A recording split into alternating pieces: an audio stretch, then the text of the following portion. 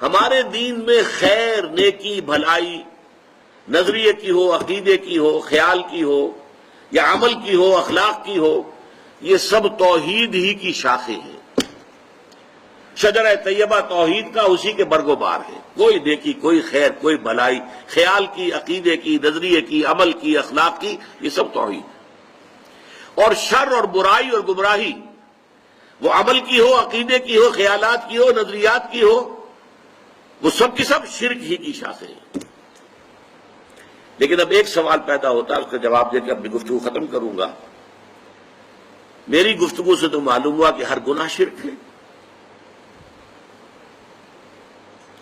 پھر یہ جو سورہ نساء میں 2 مرتبہ فرمایا ان اللہ لا یغفر ان یشرک بہ ویغفر ما دون ذلک لمن یشاء، اللہ تعالیٰ اس کو تو نہیں بخشے گا کہ اس کے ساتھ شرک کیا جائے، اس سے کمتر گناہ جو بھی ہوگا جس کے لیے چاہے گا بخش دے گا۔ تو پھر وہ کمتر گناہ کون سے؟ سوال حقیقی ہے یا نہیں؟ آپ لوگوں کا ذہن ادھر گیا یا نہیں گیا؟ جانا چاہیے تھا۔ جواب کیا ہے؟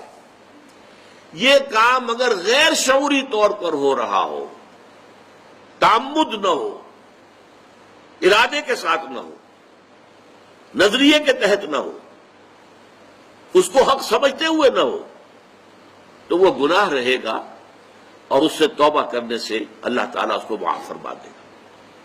اور یہ بھی ہو سکتا ہے کہ بغیر توبہ کے بھی معاف کر دے۔ لیکن اگر یہ مستقل ہو، نظریے سے متعلق ہو، جان بوجھ کر کیا گیا ہو، عمدن کیا گیا ہو، تو پھر یہ شرک ہے۔